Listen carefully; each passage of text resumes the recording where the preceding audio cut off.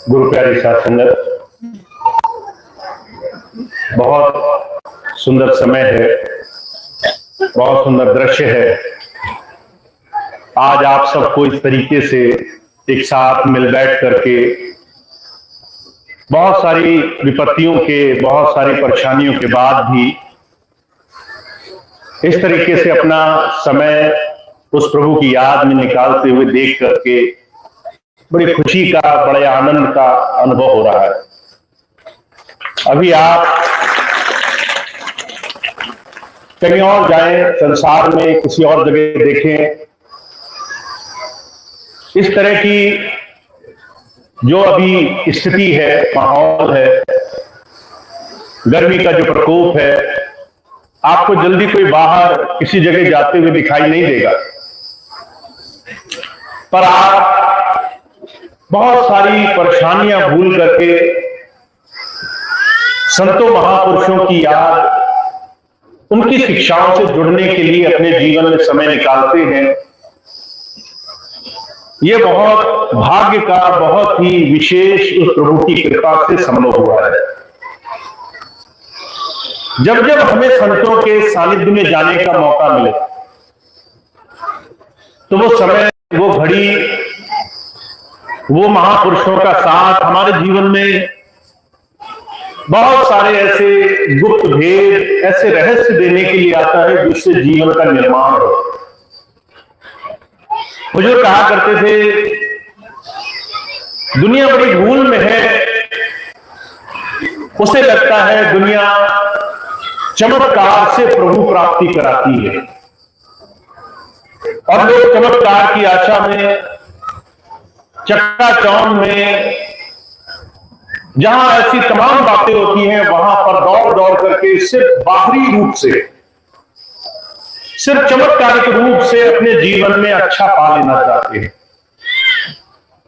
और जब भी हमारे मन में धारणा बनती है, आप चाहे किसी को भी देखें, अगर कोई चाह रहा है कि बिना कुछ किए उसके जीवन में कुछ हो जाए, कष्ट दूर हो जाए, पर उसके लिए कुछ करना ना पड़े, समस्याएं दूर हो जाए और हम अपना जीवन नहीं बदलेंगे, हमारे जीवन में संकट दूर हो जाए पर हम अपना रास्ता नहीं बदलेंगे, जब जब ऐसी धारणा लेकर के लोग संसार में दौड़ भाग करते हैं, जीवन में परिवर्तन नहीं आता। इसलिए संतों महापुरुषों का सानिध्य बड़ा जरूरी है। संत आए संसार में इस भ्रम को दूर करने के लिए। हुजूर कृपाल सिंह जी महाराज की एक बात मैं रखता हूं आपके सामने। महाराज जी कहा करते थे, परमात्मा का पाना आसान है, इंसान का बनना मुश्किल है। परमात्मा को पाने के लिए जहां सारा संसार जुगों जुगों से दौड़ लगा रहा है, आप किसी को भी देखो, हर एक इंसान अपनी आखिरी समय में बिलक बिलक करके यही रुदन करता है, यही रोता है कि मेरा जीवन किसी तरह मुक्त हो जाए, फिर से इस संसार में आकर के दुखों सुखों में न रहना पड़े, तरह तरह के संसार की परेशानियां न झेलनी पड़े। हर एक इंसान जिस परमात्मा की खोज में है, महाराज जी कहा करते थे, वो परमात्मा तुम्हारे बहुत नजदीक है, वो तुम्हारे संग है, अभी भी है, इस क्षण भी है, वो तुम्हारी हर एक स्थिति को देख रहा है। अगर हमें इस बात का एहसास हो जाए, अगर हम एक बार के लिए ये बात स्वीकार कर लें कि परमात्मा भी है हमारे साथ, चाहे हमारा जीवन कैसा भी हो, वो सब कुछ देख पा रहा है।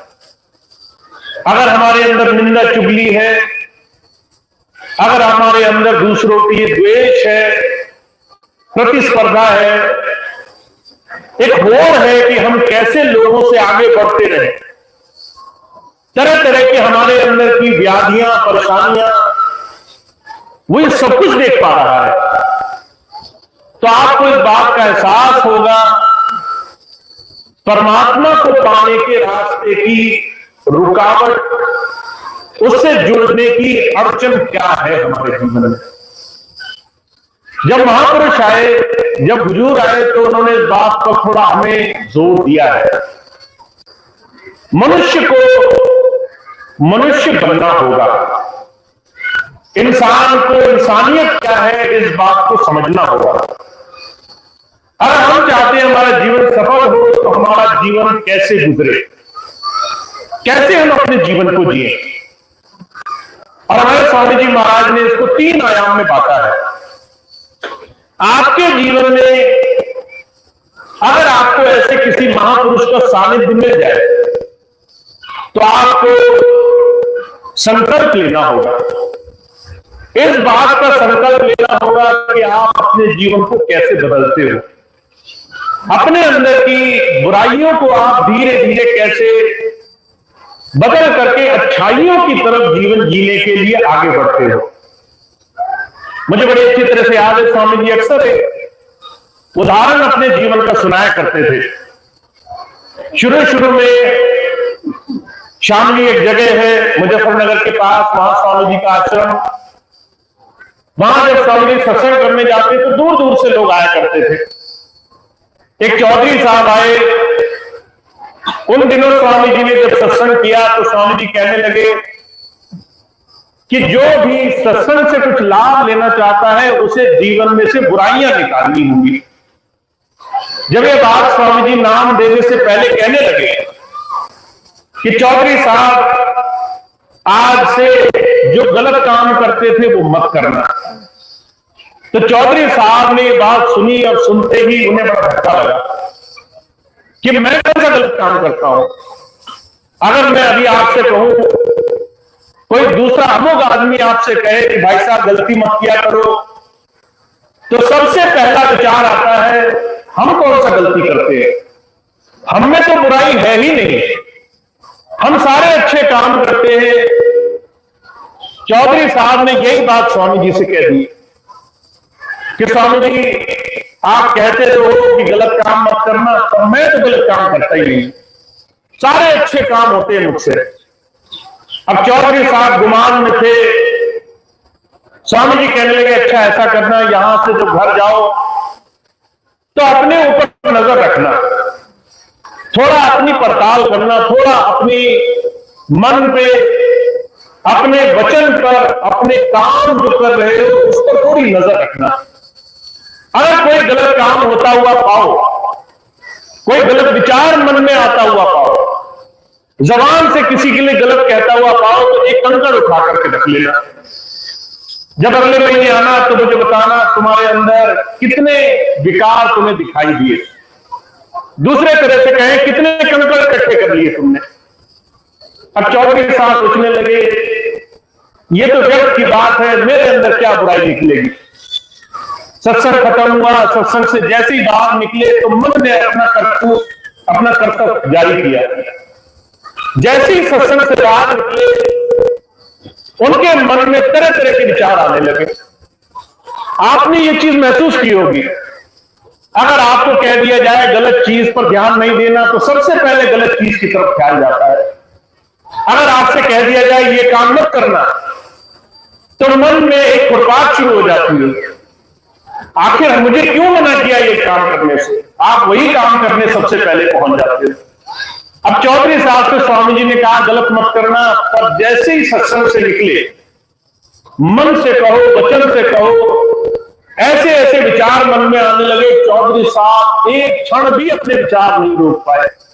कभी किसी को देखा तो बुरे विचार, कभी किसी को देखा तो गुस्सा, कभी गाली देने का मन करे, कभी किसी का बुरा करने का मन करे। चौधरी साहब कंकड़ इकट्ठे करते करते परेशान हो गए। जब घर पहुंचे तो देखा जो झोला लेकर गए थे उसमें ढेर कंकड़ इकट्ठे हो गए। रात को जब वो ध्यान करने बैठे, विचार आया, स्वामी जी तुमने तो बोला था 1 महीने में वापस बताना, यहां तो 1 दिन में इतनी बुरी हालत हो गई। 1 महीना में ये करता रहा तो मेरे घर में इन कंकड़ों को संभालने की जगह नहीं बचेगी। जब हम अपने जीवन में अपने ऊपर दृष्टि करते हैं तब हमें अपने मनुष्यता का एहसास होता है। मनुष्य होना सिर्फ शरीर में जन्म लेना नहीं है, सिर्फ इंसान का ये रूप पा लेना नहीं है। मनुष्य जीवन अपने बीते हुए कल से अपने आने वाले कल में अच्छा जीवन जीने की भावना रखना है। और इस लिहाज से जो कहा करते थे, 3 ऐसे स्तर हैं जिस पर तुम अपने आप को नाप तोल सकते हो। सबसे जरूरी चीज क्या है? आप अपने मन के विचारों पर, अपने मन की अवधारणाओं पर थोड़ी नजर रखना। मन तुम्हारे साथ क्या खेल खेल रहा है?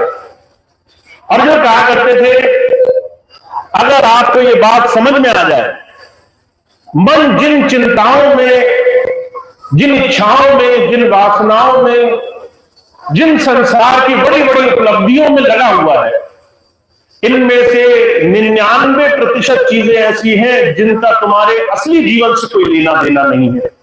तुम्हारे असली जीवन से उसका एक रत्ती भर भी लेना देना नहीं है। तो तुम्हें एहसास होगा तुम अपना जीवन इस मन के पीछे भागने में कितनी तेजी से खर्च कर रहे हो। मुझे कई बार ऐसे बहुत से भाई बहनों के साथ बैठने उठने का मौका मिलता है। एक घटना मैं आपके सामने रखूं। एक बार एक भाई मेरे पास आए, बड़े रोते हुए परेशान, कहने लगे, भैया जी मैं बड़ा परेशान हूं, मुझ पर किसी ने बहुत बुरा करने का मन बना रखा है। ऐसी हालत है, ऐसी स्थिति है कि मुझे लोगों पर बड़ा शक होता है, लोग मेरा बड़ा बुरा करना चाहते हैं। मैंने कहा थोड़ा खुलकर बात करो, थोड़ा और स्पष्ट बात करो। कहने लगे, कुछ दिन पहले मैं किसी कारोबार के लिए गया, कारोबार में मैंने अपनी पूरी ताकत लगाई, पूरी मेहनत करी, पर परिणाम फल मेरी इच्छा अनुरूप नहीं आया। अब क्योंकि मेरे अनुरूप फल नहीं आया, जिस इंसान के साथ मैं व्यापार कर रहा था उस आदमी से मेरी कहासुनी हो गई। धीरे धीरे कहासुनी यहां तक पहुंच गई कि उस इंसान ने मुझे धमकी दी। उसने कहा कि तुमने कोई चीज ठीक नहीं करी तो तुम्हारा मैं बड़ा बुरा करूंगा। अब जब मैं चलता हूं, उठता हूं, बैठता हूं, मुझे वही बात याद रहती है, वो आदमी ना जाने मेरा कैसा बुरा कर देगा। मैंने कहा कितने दिन हो गए इस बात को हुए? कह रहे कि बात तो बहुत दिन की हो गई। वो आदमी उसके बाद 10 बार मिल भी गया, पर ये बात मन से नहीं जाती कि उस इंसान ने मेरे लिए ऐसा क्यों बोला, इस तरह की धारणा क्यों मन में आई। जो कहा करते थे, हमारे मन में किस तरह के विचार आएंगे, किस तरह के विचारों में हम उलझे रहेंगे, किस तरह के विचारों से हम अपना जीवन जिएंगे, ये इस बात को निर्धारित करते हैं हमारे जीवन का लक्ष्य कहां है। अगर आप अपना 24 घंटे लोगों की चिंताओं में गुजार रहे हो, अगर आप अभी भी अपने जीवन को देखो, हमारा ज्यादातर समय सिर्फ इस भाव में गुजरेगा कि हम दूसरे क्या हमारे बारे में क्या कहते हैं, क्या सोचते हैं, वो हमारे बारे में कैसी धारणा रखते हैं, वो हमारे बारे में क्या ख्याल करते हैं। अभी कुछ दिन पहले मैं एक भाई से मिला, वो मेरे साथ गाड़ी में बैठे थे। एक सड़क पर गाड़ी चल रही थी, बड़ी भीड़ थी। भीड़ में लोगों ने उल्टा सीधा इधर उधर जब गाड़ी आगे लगानी शुरू करी तो चारों तरफ के लोग क्रोध में आग बबूला हो गए। वो भाई मेरे साथ बैठे थे, अब वो भी गुस्से में आ गए, क्रोध में जब जोर जोर से चिल्लाने लगे तो मैंने उन्हें धीरे से एक बात कही। मैंने कहा अपना शीशा तो खोल दो, सामने वाले को सुनना तो चाहिए तुम किस बात पर गुस्सा हो। न सामने वाला सुन पा रहा है, न हम इस बात को समझ पा रहे हैं। हम भावों में, मनोयोग में इस तरीके से संसार में उलझे हुए हैं जिससे हमारा रास्ता तय नहीं है। हुजूर कहा करते थे, मनुष्य बनना यह नहीं है कि तुम शरीर में आए हो, मनुष्य बनना यह है कि जो तुम्हें परमात्मा ने अभिव्यक्तियां दी हैं उनको तुमने साधना शुरू किया है। तुम अपने हिसाब से अपने जीवन को जियोगे, लोग तुम्हें अपने हिसाब से नहीं नचा पाएंगे। तुम अपने लक्ष्य के लिए जियोगे, लोग अपने हिसाब से तुम्हारे जीवन में तुम्हारा उपयोग नहीं कर पाएंगे। पर इसको करने के लिए साधना करनी पड़ती है। साधना सिर्फ आंख मूंद कर बैठने का नाम नहीं है। जो साधन तुम्हें प्रभु ने दिए उसको सही दिशा से जोड़ने का नाम है।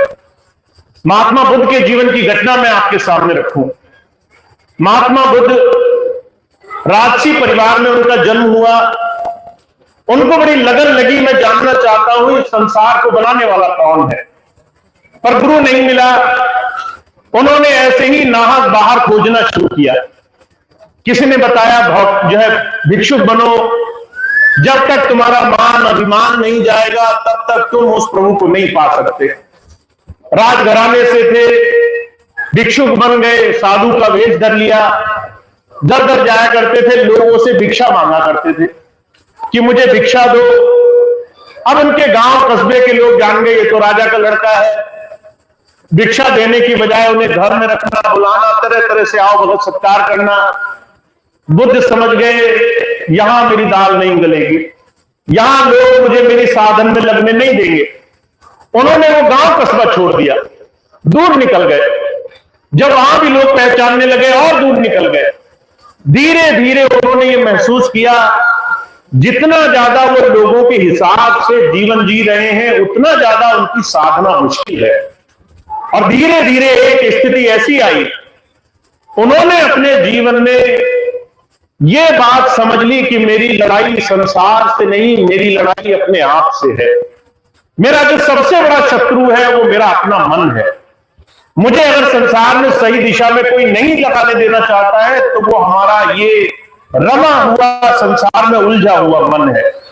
इसी बात को कबीर साहब ने बड़ा जोर देकर कहा है, कहा तुम्हारा सबसे बड़ा साधन में जीवन को सही बनाने में अगर तुम्हारा सबसे बड़ा कोई शत्रु है तो तुम्हारा अपना ये मन है। कहा सूरमा का रण में जूझना घड़ी एक का काम, नित उच्च मन से जूझना बिन खाने संग्राम। कोई सिपाही हो, कोई योद्धा हो, उसको पूरे जीवन में अगर एक युद्ध लड़ना पड़े, एक लड़ाई लड़ना पड़े तो लोग उसको, सरकार उसको बड़े बड़े मेडल से, बड़े बड़े सम्मान से सम्मानित करती है, क्योंकि वो जाकर दुश्मन से लड़ा और जीता है। पर कबीर साहब कह रहे भाई तुम्हारी हमारी लड़ाई तो उससे भी ज्यादा कठिन है। जैसे ही रात को सोने जाओगे, सुबह आंखें खोलोगे तो तुम्हारा अपना ही मन तुम्हारे खिलाफ खड़ा होगा। तुम कहोगे आज तो मैंने जीवन अच्छा जीना है, और ये आलस करेगा जल्दी मत उठो, आज थोड़ा आराम कर लो। तुम कहोगे आज तो मैंने ध्यान भजन में ज्यादा समय देना है, मन कहेगा आज तक नहीं किया तो आज ही क्या फाल लोगे, 2-4 दिन और रुको। अगर आपके अंदर से आवाज आएगी आज मेरे शुभ कर्म करने हैं, तो मन कहेगा कि एक दिन नहीं हुआ तो क्या बुरा हो जाएगा। हुजूर कहा करते थे ये मन तुम्हारे अंदर तुम्हारे साधन के लिए परमात्मा ने छोड़ा है। तुम्हें इस मन को साध करके मनुष्य बनना है। और मन को साधने का तरीका क्या है? इस मन की हर बात मत माना करो, इस मन के कहे हर बात पर मत चला करो। आजकल मैं बहुत से भाई बहनों से मिलता हूं, मैं उनसे कहता हूं भाई थोड़ी देर भजन पे बैठा करो, कहते भैया जी क्या करें, मन नहीं लगता, मन नहीं मानता। जैसे मन जो कहेगा वही हम करेंगे, जो मन नहीं कहेगा वो तो काम हम कर ही नहीं सकते, उस काम की तरफ तो हम जा ही नहीं सकते। हुजूर कहा करते थे हम मन के हर एक काम में इतने अधीन है, अगर सही चीज भी पता हो फिर भी अगर मन उस काम को न करने दे तो हम मन से हार जाते हैं। मन हमें हर सही काम से अलग ले जा रहा है। तो ये हुजूर कहा करते थे तुम्हारी साधना आंख बंद करके नहीं होगी, तुम्हारी साधना आंख खोल करके पहले इस जीवन को साधने से होगी। पहले अपने जीवन को साधना शुरू करो, पहले अपने मन को, पहले अपनी इच्छाओं को, पहले अपनी संसार के प्रति आसक्ति, इसमें बहने की भावना को बदलना शुरू करो। और ये कभी होगा जब थोड़ा सा मन को तुम टक्कर दोगे।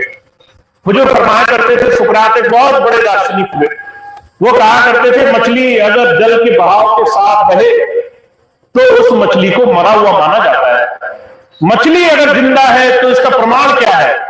वो बहाव के विपरीत वो संघर्ष करके कुछ नया करने की कोशिश करेगी, वो बहाव के साथ नहीं बहेगी। तुम और हम जो संसार में जीवन जीने आए हैं, संसार के साथ रहने के लिए नहीं आए, संसार के हर एक व्याधियों को उलझने के लिए नहीं आए, लोगों के हिसाब से चलने के लिए नहीं आए। हमें अपने जीवन में पहले लक्ष्य निर्धारण करना पड़ेगा। तो हमारे स्वामी महाराज कहते जीवन में धीरे से लक्ष्य का निर्धारण करो। पहले लक्ष्य का निर्धारण क्या करो? पहली बात जिन्होंने नाम लिया उन्हें याद होगी, पहली बात स्वामी जी ने कही, आहार और विहार की शुद्धता रखना, पहले अपने जीवन में धारण करना। अब आहार की शुद्धता क्या है ये तो आपने समझ ली। विहार की शुद्धता क्या है? आपका व्यवहार आपके लक्ष्य के अनुरूप होना चाहिए, लोगों के अनुरूप नहीं होना चाहिए। सामने वाला अगर आपको क्रोध कर रहा है तो क्या आप उस पर क्रोध करेंगे या आप उसका संवेदनशील से, संयम से परीक्षण करके जीवन में जो सही है वो निर्णय करेंगे? इसी बात को महात्मा बुद्ध समझाना चाहते हैं। महात्मा बुद्ध के जीवन में एक कर रहे थे, बहुत से लोग आए उनका विरोध करने के लिए। समय ऐसा था जब वो सत्संग की बात करते थे तो सत्संग में कुछ धारण करने की बात करते थे तो लोग बड़ा विरोध करते थे। एक भाई आया पीछे से, सत्संग में बैठकर ही बड़ा अपशब्द बोलने लगा। महात्मा बुद्ध के चेहरे पर एक लेश मात्र का फर्क नहीं आया। अगर आज हमसे कोई बुरा बोले, हमारे मुंह पर आकर के हमारी कमियां निकाले, हमारी असली बात भी बोलने की कोशिश करे कि भाई तुमने ये काम गलत किया, भाई तुमने दूसरे को जाकर के गलत बोल दिया, हमें अपनी सही बात भी सहन नहीं होती। पर महात्मा बुद्ध को तो आकर के लोग बहुत अपशब्द बुरा भला बोलते थे। महात्मा बुद्ध के चेहरे पर लेश मात्र फर्क नहीं आया। वो आदमी बहुत थक गया, बुरा बोलते बोलते परेशान हो गया। आखिरी में हाथ जोड़कर आया, कहने लगा, महाराज संसार में लोग ऐसे नहीं होते जैसे आपको। लोगों को अगर सच बात बोल दो वो कड़वी लग जाती है, लोगों को अगर उनकी असलियत बता दो तो लोग लड़ने को आ जाते हैं। आपको तो मैंने बिना किसी कारण बड़ा बुरा भला बोला, आपको ये बात, मेरी इस बात से नाराजगी क्यों नहीं हुई? तो महात्मा बुद्ध कहने लगे, मैं जानता हूं मुझे कहां जाना है, तुम जहां ले जाना चाहते हो वो स्थान मेरा नहीं है, तुम जो देना चाहते हो वो उपहार मेरा नहीं है, मुझे जीवन में मेरे लक्ष्य का पता है। तो संत आ रहे हैं हमें और आपको एक बात सिखाने के लिए, भाई सिर्फ शब्दी नाम मत लो, सिर्फ अक्षरी नाम मत लो, सिर्फ गुरु जी के पैर मत पकड़ो, सिर्फ उनके आगे पीछे मत घूमो, उनकी बात पर जीवन को बदलने की शुरुआत करो। थोड़ा सा अपने मन को बदलने की शुरुआत करो। थोड़ा देखो संयम, साधना, अपने जीवन में अपने मनोयोग को तुम किस दिशा में ले जाते हो। तो महाराज जी बहुत बड़ा काम सौंप कर गए हैं हमारे लिए। अगर प्रभु पाना है तो पहले मनुष्य बनना होगा। और मनुष्य कहां बना जाता है? मनुष्य बनने की सबसे सुंदर जगह क्या है? कबीर साहब ने आज से 600 वर्ष इस बात को कहा, गृहस्थी सेवे साधु को, साधु सिमरे राम, या में कुछ धोखा नहीं सरे धोखे का। अगर तुम गृहस्थ में हो तो समझ लो तुम सबसे सही जगह हो जहां तुम साधु। कुछ लोग सोचेंगे आश्रम में जाकर के भक्ति होगी, कुछ लोग सोचेंगे संन्यास लेकर भक्ति होगी, पर मैं आपको कहता हूं आपकी भक्ति आपके गृहस्थ में होगी। गृहस्थ में कैसे भक्ति हो सकती है? आप रोज सुबह उठोगे, आपकी मां बहन, आपके पिता, आपके भाई, आपके बच्चे आपको तरह तरह से परेशान करेंगे, आप क्रोध में आग बबूला हो जाओगे, आपको लगेगा कि आज से मैं इनकी एक बात नहीं सुनूंगा। पर वहां आपके मन की, आपके जीवन की परीक्षा हो जाएगी। वहां आप क्या हो, किस जगह हो, इस बात की हो जाएगी। आप चीजों को संयम से साध सकते हो या नहीं साध सकते? आप किसी के गुस्सा दिखाने पर शांत रह सकते हो या नहीं रह सकते? आप किसी के चीखने चिल्लाने पर संयम रख सकते हो या नहीं रख सकते? अगर घर में संयम नहीं रख पाए तो बाहर कैसे रखोगे? अगर घर में नहीं साध पाए तो बाहर कैसे साधोगे? अगर घर में अपने ही लोगों के बीच में हम सीधी लकीर पर नहीं चल पाए तो जो कहा करते थे बाहर कोई बख्शने वाला नहीं है, बाहर कोई सीधे तुम्हारे भले की सोचने वाला नहीं। तो महापुरुष कहते हैं गृहस्थ तुम्हारे लिए वरदान है। ये गृहस्थ की एक एक चीज तुम्हारे लिए वरदान है। अगर कोई तुम्हें अच्छा बोल रहा है वहां अच्छाई करना आसान होगा। अगर कोई तुम्हारी निंदा चुगली कर रहा है वहां शांत रहना मुश्किल होगा। वहां ये बात समझना मुश्किल होगा कि तुम जीवन में क्या करो और क्या छोड़ दो। इसलिए जब जब महापुरुष आए उन्होंने एक ही बात कही, कहा कुशल मल्लाह की पहचान क्या है? एक कोई अच्छा तैराक है, उसकी पहचान क्या है?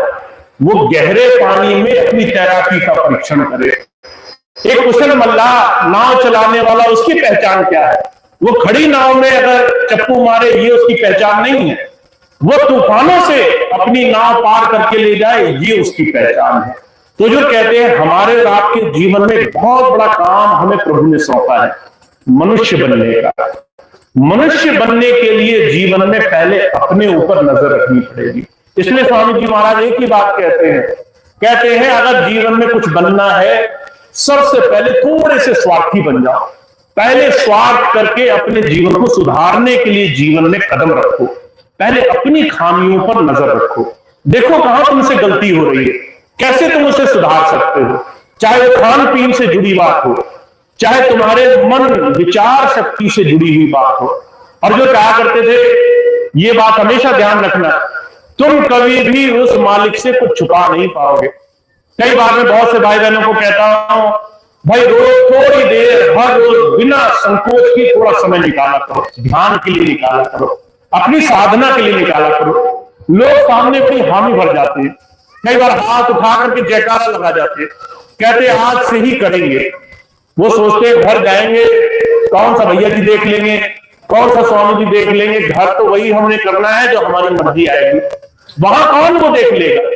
और जो कहा करते थे, यही हमारी सबसे बड़ी भूल है।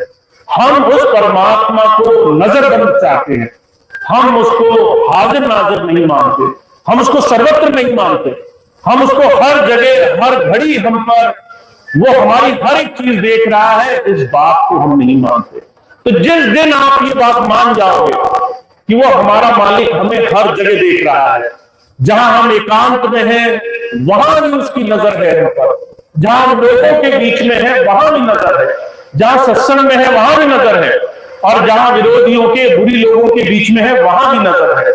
उस दिन आप अपनी हर एक बात को तोल मोल के करोगे, अपने जीवन को अपने लिए अपने भले के लिए सही दिशा में चलाने के लिए करोगे। तो महापुरुष कहते हैं परमात्मा मुश्किल काम नहीं, जीवन में उस प्रभु से जुड़ना मुश्किल काम नहीं है।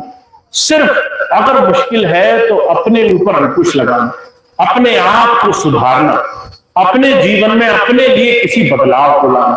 और मैं आपको एक चीज और बताऊं, आपको दूसरे की गलती निकालने में बड़ा आनंद आएगा। दूसरा आदमी अगर वह गलत काम कर दे, आपको बड़ा अच्छा लगेगा कि इसको टोका टोकी करे, इसको आकर सुनाए, इसको दो बातें सुनाए। पर जब आपको अपनी गलती निकालनी पड़ेगी तो आपको बड़ा कष्ट लगेगा। अगर आपको बोल दिया जाए कि आप ये काम गलत करते हो, आपको खुद इस बात का याद हो जाए कि आप ये काम गलत करते हो, उसको छोड़ने में आपको एड़ी से चोटी का जोर लगेगा, उसको छोड़ने में आपको महीनों लगेंगे। आप एक दिन में गलत चीज नहीं छोड़ोगे। अगर किसी को कह दिया जाए किसी की बुराई मत सोचा करो, महाराज जी कहा करते थे, सिर्फ यही मन में आ जाए कि मैं दूसरे के बारे में बड़ा बुरा सोचता हूं, ये सोचना गलत है, मुझे ये नहीं करना चाहिए, तो इस बात को सोचने मात्र से आप नहीं छोड़ोगे। इसके लिए आपको महीनों की मेहनत लग जाएगी, इसके लिए आपको बड़ा संकल्प लेना पड़ जाएगा, इस बात को साधने के लिए आपको बड़ा श्रम करना पड़ जाएगा। तो जो कहा करते थे इसको आसान मत मानो। गुरु भक्ति, प्रभु भक्ति ये मन मुक्ता से बचने का रास्ता है, गुरु की बात को जीवन में उतारने का रास्ता है। इसलिए गुरु अर्जुन देव जी महाराज ने परिभाषा रखी है, वो कहते हैं गुरु की मूरत मन में ध्यान, गुरु के शब्द मन कर मन मान। जिसने अगर गुरु जी के साथ जुड़ना है तो उसको गुरु की बात के साथ जुड़ना है। गुरु को अपने मन में ऐसे बसाओ कि वो हर जगह तुम्हें देख रहा है, तुम यहां बैठे हो यहां भी देख रहा है। जैसे यहां से हटोगे, घर में जाओगे, समाज में जाओगे, लोगों के बीच में जाओगे, कठिन परिस्थितियों में जाओगे, वो वहां भी तुम्हें देख रहा है कि तुम जब बुरा समय आएगा तब क्या तुम गुरु जी का साथ छोड़ दोगे, तब क्या तुम मन के पीछे भागने लगोगे, क्या तब तुम अपने मन के अनुरूप व्यवहार करोगे, या फिर गुरु की बात मानकर उसके अनुरूप अपना व्यवहार करोगे। तो महाराज जी बड़ी सुंदर बात कह रहे हैं और सबसे जरूरी बात कह रहे हैं कि ऐ इंसान पहले मनुष्य बनना शुरू कर। तो आपके और हमारे सामने एक बहुत बड़ी चुनौती है, हमें अपने जीवन में अपने आप को साधना से जोड़ना है। हमारे जितने साधन हैं, चाहे विवेक हो, चाहे हमारी जबान हो, चाहे हमारा सोचने समझने की शक्ति हो, चाहे हमारे काम करने की हमारी क्षमताएं हो, इसको साधो, इसको खुले मत छोड़ो। सही दिशा में ले जाने के लिए, सही चीज को करने के लिए इसमें थोड़ा सा संयम लाओ, थोड़ी सी मेहनत करो। और जो कहा करते थे, सामने तो सारा संसार उस महापुरुषों की महिमा मंडन करता है। जब भी आप किसी सत्संग में जाएंगे आपको जयकारा करने वालों की कमी नहीं नजर आएगी, पर जैसे ही आप सत्संग से पीछे निकलेंगे, वहां जो अपने गुरु की बात रख ले जाए, वहां जो गुरु की बात पर जीवन चलाने के लिए संयम कर ले जाए, वहां जीवन में परिवर्तन आना शुरू होगा। तो बहुत ऊंचा ये आदर्श संतों महापुरुषों ने प्रस्तुत किया है हमारे जीवन में। इसमें बहुत सारे लाभ हमें मिलने हैं। हमें सिर्फ महापुरुषों की बात का आचरण करना है। और जो कहा करते थे, शुरुआत करना बड़ा आसान होता है। आप एक बात जो आपको अच्छी लगी वो आज घर ले जाओ। आपने बहुत सारी बातें सुनी, एक बात जो अच्छी लगी वो आज घर ले जाओ और 30 दिन उसका पालन करके देखो। आपने मन में बात धारण करी, भैया जी कहते हैं दूसरे के बारे में बुरा नहीं सोचना है, चाहे वो कितना ही बुरा सोचे। हमारी लड़ाई उससे नहीं है, हमारी लड़ाई अपने आप से है। हम उससे नहीं उलझ रहे हैं, हम अपने आप से उलझकर अपने आप को बेहतर बनाना चाहते हैं। जब किसी से उलझना हमारे जीवन का लक्ष्य नहीं तो उसके बारे में सोचना ही क्यों, इतना समय क्यों व्यर्थ करना। ये बात अगर आप समझकर घर ले जाओ और आज से ही 30 दिन तक इसका पालन करो। घर जाओ, सुबह दोपहर शाम रात जैसे ही विचार आए कि दूसरा हमारे लिए गलत सोच रहा है, आप फौरन उस भावना का परित्याग कर दो। मैं क्यों सोचूं इसके बारे में, मुझे इसके जैसा नहीं बनना, मुझे तो अपने मालिक जैसा बनना, मैं उसके बारे में सोचूंगा। धीरे धीरे आदत डालो, 30 दिन का नियम बना। महाराज जी कहते हैं ऐसी बहुत सारी बातों में से कोई एक बात लो और 30 दिन पालन करो, देखो तुम्हारे जीवन में कैसे चमत्कार होते हैं। तो ऐसे जीवन में उस प्रभु को धारण करने के लिए, उसे अपने अंदर बसाने के लिए उसकी बात को जीवन में उतारना होगा। इस बात को आप आदर्श बना लो। कोई अच्छी बात लगे इसको जीवन में लाओ, उसका अभ्यास करो, संकल्प लो कि मैंने इस 30 दिन इस बात पर चलना है और आप देखेंगे आपके जीवन में बड़े बड़े काम बड़ी सहजता से होने लग जाएंगे। तो आप जीवन में गुरुमय हो, गुरु की धारा से जुड़ो, गुरु नाम से जुड़ो, मन मुक्ता ना रह जाए। ये मन आपको ना चलाए, मन आपसे कहे ये काम मत करो और आप डंडा लेकर खड़े हो जाओ कि मैं इस मन की नहीं सुनूंगा। जिस दिन आप ऐसे मजबूत हो गए उस दिन आप अपने जीवन में गुरु के साथ जुड़ने वाले बन जाओगे। तो मैं इतनी बात कहता हूं, जीवन में आध्यात्म सिर्फ बाहरी कर्मकांड नहीं होते, इस मन को साधने का तरीका होता है। इसलिए आपको जितना जल्दी इस साधन पे चलना हो, जितनी जल्दी इस दिशा में बढ़ने का मनोयोग बन जाए, उतनी जल्दी आपका काम बनने लग जाए। तो इतनी बात कहकर मैं अपनी बात समाप्त करूंगा। आप सभी इस दिशा में बढ़े, अपने जीवन में इस मनोरथ को हासिल करें। आज एक संकल्प लेकर उठे, अपने आप से ये वादा करें कि हमने जीवन में इस बात का अनुसरण करना है और उसके बाद आप अपने जीवन में इस दिशा में बढ़े तो लाभ मिलेगा। तो इतनी बात कहकर मैं अपनी बात समाप्त करता हूं। आज का एक होगा, एक दो सूचनाएं मैं आपको दे दूं, 2 मिनट और लगे। सबसे पहले तो आप सभी भाई बहनों का बहुत बहुत धन्यवाद, बहुत बहुत आभार। आपने आज के इस कार्यक्रम को इतना सुंदर सफल बनाया। इस कार्यक्रम को और अच्छा करने के लिए 2-3 ऐसी व्यवस्थाएं हैं जो हमारे सत्संगी परिवार में परिवर्तन के रूप में आई हैं। आप सभी भाई बहन उस सबसे जुड़ जाएं ताकि उसका लाभ ले सके। सबसे पहली व्यवस्था आप सबको मालूम है, मैं पिछली बहुत समय से कह रहा हूं, हम सब का सत्संग से जुड़ना बहुत जरूरी है। आप जब यहां से जाएंगे तो आज से और अगले महीने जब भी आपको अगला सत्संग मिलेगा उस दौरान आपको सत्संग तो बहुत गिना चुना मिलेगा, पर आपको कुसंगत बहुत मिलेगी। आप यहां से बाहर जाएंगे, कोई आपको कोई बुरी बात सुनाने लगेगा, यहां वो बुरा हो गया, वहां वो बुरा हो गया, तुम्हारी सास बहू ने ये कह दिया, तुम्हारे घर में ये हो गया, तुम्हारे घर में वो हो गया, और हम उन बातों में उलझ जाएंगे। जितना ज्यादा ये मन की चर्चाएं होती हैं उतना ज्यादा हमारा मन भाव में रहता है और इससे बचने का तरीका है सत्संग करना। इसलिए स्वामी जी ने कहा है, स्वामी शिवदयाल सिंह जी महाराज ने, करोरी कोई आज बनाए। सत्संग बनाना पड़ेगा, अपने आप नहीं बनेगा। तो सत्संग बनाना क्या है, जहां 2 सत्संगी मिले वहां थोड़ी गुरु चर्चा भी कर लिया करें। अगर उन्हें कोई बात अपने जीवन में अच्छी अनुभव में आई, मान लिया घर गए, अचानक आपको लगा मेरे जीवन में बहुत कुछ ऐसा हुआ जो गुरु की कृपा के बगैर संभव नहीं था, तो वो बातें एक दूसरे के साथ करें, एक दूसरे के साथ गुरु चर्चा करें। आप जब गुरु चर्चा नहीं करते हैं तो मन संसार की चर्चाएं करता है। तो दो सत्संगी जब भी मिले थोड़ी सी गुरु चर्चा करें, नियम बनाए, इसी को सत्संग कहते हैं। और ये सत्संग आप जितना कर लोगे, 2 लोग, 4 लोग, 10 लोग, 20 लोग, जितना ज्यादा से ज्यादा सत्संग कर लोगे उतना ज्यादा जीवन में गुरु की याद और उसका हमारे जीवन में आचरण बना रहेगा। तो आप सत्संग से जुड़े। इसके लिए एक छोटी सी व्यवस्था रखी गई थी कि गांव-गांव में, क्षेत्रों में, मोहल्लों में, कस्बों में, जहां भी आप रहते हैं, आप कोशिश करें आपके घरों में, आपके स्थान पर सत्संग की व्यवस्था बनी रहे। तो चाहे आप अकेले हों, चाहे 2 लोग हों, चाहे 4 लोग हों, मिलके सत्संग जरूर किया करो। थोड़ा सा समय सत्संग में गुजारा करो। तो हमारे स्वामी जी महाराज का एक नियम था, उनको जब हुजूर ने आदेश दिया कि सत्संग करो, और उन्होंने ये बात अपनी पत्नी को बताई, माता सुशीला जी को, तो माता सुशीला जी बहुत हंसी, कहने लगी तुम्हें कौन जानता है, तुमसे कौन सत्संग कराएगा, और तुम्हें तो कोई जानता भी नहीं है। तो स्वामी जी कहने लगे मैंने महाराज जी से कहा, तो महाराज जी ने सिर्फ एक बात कही है कि तुम सत्संग करो, सुनने वाले मैं भेजूंगा, कौन सत्संग में आए ये मेरी जिम्मेदारी है। और स्वामी जी ने ये नियम पालन किया। शामली में जो उनका मकान है उसके नीचे बड़ा सा हॉल था। स्वामी जी और माता जी रोज शाम को वहां पर सत्संग किया करते थे, 2 ही लोग। स्वामी जी बोलते थे, माता जी सुन लेती थी, माता जी शब्द पढ़ती थी, स्वामी जी सुन लेते थे। महीनों ये सिलसिला चला। फिर अचानक से कोई एक व्यक्ति आया, कहने लगा आपके यहाँ सत्संग होता हमने सुना है।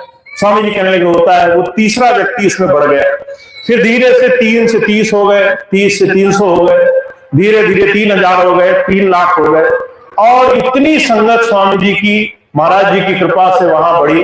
इतने लोगों को सत्संग की धारा से जीवन का सही दिशा में हम जीने का संकल्प ले सकें, ऐसी विचारधारा से स्वामी जी ने जोड़ा, जिसको आप सभी लोग अच्छे से।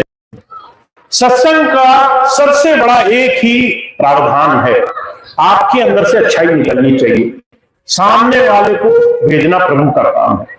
तो आप जहां भी हो सत्संग कराओ। उसके लिए एक छोटी सी व्यवस्था रखी गई है। जगह जगह प्रेसिडेंट, जगह जगह गवर्नर आपके क्षेत्रों में, गांव में सत्संग की सेवा के लिए नियुक्त किए गए हैं। अभी मैंने 2 टीमें सत्संग के लिए नियुक्त किए हैं, जो अपने क्षेत्रों से बाहर जाकर के भारतवर्ष में सत्संग करती हैं। वो टीमें और बढ़ाई जाए ताकि सत्संग का और प्रावधान हो। पर उसके लिए आप लोग को एक छोटा सा काम करना है। आपको अपने गांव में, क्षेत्रों में जहां भी हो सके सत्संग के लिए उन भाई बहनों से मिलना है। जो प्रेसिडेंट हो उनसे आप कहें भाई हमारे गांव में सत्संग लगाओ, हमारे घर में सत्संग लगाओ, हमारे क्षेत्र में सत्संग लगाओ। ये काम आपका है। उस काम को सहज बनाने के लिए एक छोटी सी व्यवस्था रखी है। बहुत से लोग क्या करते हैं, सोचते हैं सत्संग हम तभी करा सकते हैं जब भंडारा, लंगर, बड़े बड़े भोग प्रसाद करा सकेंगे। तो इसकी कोई पाबंदी नहीं है आप पर। आप किसी को पानी पिला दोगे, आप किसी को सूखा प्रसाद, जो भी सस्ते से सस्ता प्रसाद मानकर उन्हें दे दोगे, वो उसे सर माथे लगाएंगे। कोई आपसे ये नहीं कहने आएगा आपने भोज नहीं कराए, आपने भंडारे नहीं कराए, आपका सत्संग खाली रह गया। आपको कोई पाबंदी नहीं है कि आप बड़े बड़े खर्चे करो।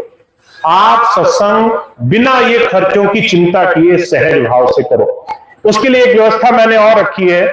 जितने भी सत्संग करने वाले सत्संग प्रेसिडेंट, डीजी आपके यहां आएंगे, वो भी इस बात के लिए बाध्य नहीं होंगे कि आप उनको कोई पैसा दो, आप उनको सेवा दो, आप उनको धनराशि दो ताकि वो सत्संग सफल हो सके। आपको कुछ नहीं करना है, आपको सिर्फ अपने मालिक की याद करनी है। अब इससे आसान तरीका कोई बता सकता है तो आप मुझे बताइए। अगर फिर भी आप ना करें, फिर भी आप बहाना ढूंढ ले आए कहीं से कि अरे क्या करें, 10 काम पड़ गए थे, तब तो कोई बचत का रास्ता नहीं है। तो इससे आसान तरीका कुछ नहीं है, कुछ भी नहीं करना है, बस सत्संग कम से कम कराने की कोशिश करनी है। तो जितने भी प्रेसिडेंट, डीजी, जितने भी सत्संग के प्रमुख अगर आपके यहाँ आते हैं, वो आप आपके यहां से कोई सेवा नहीं ले जाएंगे। जो भी सेवा अगर आई नहीं आई, जो भी संभव हो, वो आपके यहां सिर्फ सत्संग करने आएंगे। आप प्रेम से उन्हें जो भी थोड़ा जलपान करा देंगे, वो उससे खुश रहेंगे। उससे ज्यादा उन्हें और कुछ नहीं चाहिए। तो आप खूब सत्संग करें, सत्संग से जुड़े, सत्संग की धारा से जुड़कर लाभ उठाएं। दूसरी खास सूचना यह है, स्वामी जी की एक संस्थान दिव्यानंद योग साधना समिति ये संस्थान इस वर्ष से काम कर रहा है, उसका प्रयोजन ये है साल में कम से कम कुछ ऐसे सेवा आयोजन किए जा सकें जिससे जनमानस को लाभ पहुंचे। उसके लिए जो भी भाई बहन सदस्य होते हैं उन्हीं की सदस्यता से इस तरह के भले काम किए जाते हैं। तो जो भी भाई बहन सदस्य बनना चाहते हैं, या तो वो समर्पित सदस्य बन सकते हैं, या सामान्य सदस्य बन सकते हैं, या फिर आजीवन सदस्य बन सकते हैं। ये सारे सदस्य बनने की जानकारी आपको अपने प्रमुख से, जिन्हें हम डीजी भी कहते हैं, उनसे प्राप्त होगी। आपके क्षेत्र के जो भी प्रमुख हैं, डीजी हैं, आप उनसे मिलें। आप कहें मैं सेवा देना चाहता हूं, वो सेवा की रसीद आपको देंगे, आपको जोड़ेंगे। आपसे आपको जो भी जानकारी चाहिए सेवा के प्रमुख से, वो आपको मिलेगी। आखिरी बात यह है, हमारे जितने भी सत्संग से जुड़े हुए भाई बहन हैं, मैं उनसे एक बात जरूर कहता हूं, सत्संग सिर्फ आंख मूंद करके ध्यान किए जाने वाला विषय नहीं है। यह आपके तन, आपके मन और आपकी आत्मा को शुद्ध करने का, जीवन में सही दिशा में ले जाने का रास्ता है। तो ध्यान का तरीका तो आपने सीख लिया, पर अपने आहार और अपने विचार की शुद्धता की तरफ भी बढ़ना है। तो आहार की शुद्धता के लिए अभी डॉक्टर शैलेश जी ने आपको बहुत सुंदर सुंदर बातें बताई, मुझे उम्मीद है आपको याद रही होंगी। ऐसा ना करना यहां से बाहर जाओ, पड़ोसी से पूछो कि डॉक्टर साहब ने क्या कहा था, हमने तो सुना ही नहीं, हम तो दूसरे कामों में लगे रहे। ऐसा न करना कि वो इतनी दूर से आए और आप फिर भी उनसे एक बात न सीख कर जाए। तो जो भी बात आपको अच्छी लगी हो, उन्होंने बहुत सारी बातें बताई, पूरी दिनचर्या की, सुबह उठने से लेकर के और भोजन करने तक, ध्यान करने तक, जो भी बात आपको अच्छी लगी हो उसको आप जीवन में जरूर पालन करें। मुझे याद है बहुत पहले मैं डॉक्टर शैलेश जी से मिला था, कुछ चीजें ऐसी थी जो उन्होंने मुझे भी बताई और वो इतनी अच्छी चीजें थी, उससे लाभ पहुंचा, मैंने उनका पालन किया। कुछ चीजें ऐसी हैं जो मैं कोशिश करता हूं, हालांकि सत्संग में हर दिन हर नई जगह रहने का एक व्यवस्था ऐसी बनती है, तो वो नियम मैं भी पालन कर सकूं, और अगर आप पालन करेंगे तो मैं भी पालन कर लूंगा, क्योंकि जहां मैं जाऊंगा वहां आप ही मुझे भोजन कराएंगे, आप ही मुझे जलपान कराएंगे। अब आप सोचें कि आप भोजन में बढ़िया खूब शक्कर चीनी घोल के, खूब नमक मिला के, खूब गलत तेल खिला के, तो अगर आप ही वो करेंगे तो मेरे को भी गलत ही मिलने वाला है। तो मेरे लिए ही सही आप अपने जीवन में इन अच्छी बातों का योगदान ले आए, मुझे बहुत खुशी होगी। आप स्वस्थ रहेंगे, जीवन में आपका मन निर्मल रहेगा, आपका ध्यान अपने मालिक से जुड़ेगा, जीवन में आप उदाहरण बनेंगे अपने बच्चों के लिए, अपने परिवार के लिए, उनके लिए एक आदर्श बनेंगे। तो इससे बड़ी सुंदरता, इससे बड़ी सेवा कुछ और है नहीं। तो आपको कोशिश करनी है अपने जीवन में धीरे धीरे गुरु मंत्र मान के इन बातों को ले आए। आप अगर इन बातों को ले आए, 2, 3, 4 बातें जो अच्छी लगी तो आपके जीवन में अच्छाई आएगी, संगत के जीवन में अच्छाई आएगी, लंगर में, प्रसाद में, भोग में अच्छाई आएगी, हर तरफ जीवन में एक अच्छाई की दिशा हमें मिलेगी। तो आप प्रयास करें अपने खाने पीने का भी और अपने मानसिक विचारधारा का भी बहुत बहुत ध्यान रखना है, जीवन में अच्छाई की तरफ बढ़ना है। तो इतनी बात कह के मैं अपनी बात समाप्त करता हूं। आज के सत्संग कार्यक्रम के आयोजकों के लिए, जिन्होंने इतना सुंदर भव्य कार्यक्रम किया, इतनी सुंदर व्यवस्था करी, आप सबको यहां तक लाने के लिए बहुत भरसक प्रयास किया, मैं एक बार उनका आभार व्यक्त करता हूं, उनका बहुत बहुत धन्यवाद देता हूं। अब प्रार्थना के साथ आज का कार्यक्रम समाप्त होगा, उसके बाद सभी भाई बहन लंगर प्रसाद छकेंगे। जो भाई बहन मिलने से अभी वंचित रह गए हैं पहले मिल लेंगे, क्योंकि अब यहां से हम लोग भोजीपुरा के लिए निकलेंगे और शाम को भोजीपुरा में भी एक छोटा सा कार्यक्रम रखा गया है ताकि डॉक्टर साहब की बात का वहां के लोग भी लाभ उठा सके। तो जो भी भाई बहन नहीं मिले हैं वो बात तक इंतजार न करें, बहुत से लोग गाड़ी के पीछे पीछे दौड़ते हम मिलने से रह गए, तो अभी आप मिल लेंगे पहले, और जो भाई बहन मिल चुके हैं वो पहले सेवाओं में लग जाएंगे। तो अब प्रार्थना होगी और उसके बाद आगे का कार्यक्रम चलेगा। बोलो भैया जी महाराज की जय, बोलो स्वामी जी महाराज की जय। अब प्रार्थना होगी, सभी लोग प्रार्थना बोलेंगे। तेरे चरणों में मेरे पिता मुझे विश्वास हो, तेरे चरणों में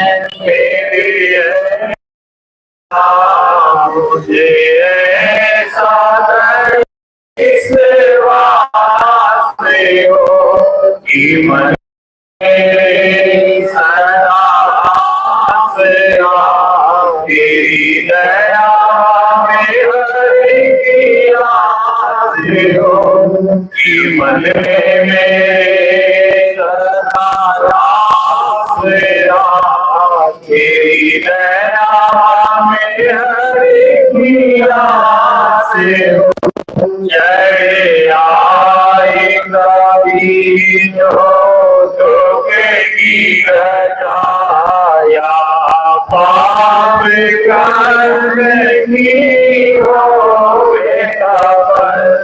जय आई कभी तो की गजाया पाप करने तेरा नाम रहे मेरे चित बसा तेरी दया मेरी याद हो तेरा नाम रहे मेरे चित बसा तेरी दया मेरी याद हो तेरे चरणों में तेरे मुझे इस वास्ते हो कि मन में मेरे सदाया से तेरी दया से हो ये काम जो हमने ऐसी लिया करेंगे हम सब ये काम जो हमने सिर लिया करेंगे हम तेरे सब ये हम पर तेरी दया में हरि हो तेरा हम पर बना तेरी दया में हरि हो तेरे चरणों में मेरे मुझे ऐसा हो कि मन में मेरे सदा तेरा तेरी दया में हरि बोले प्रभु जी स्वामी जी महाराज की जय प्रभु जी भैया जी महाराज की जय उन्होंने बालाजी जी महाराज की जय बाबा सावंत जी महाराज की जय सभी संत महापुरुषों की जय।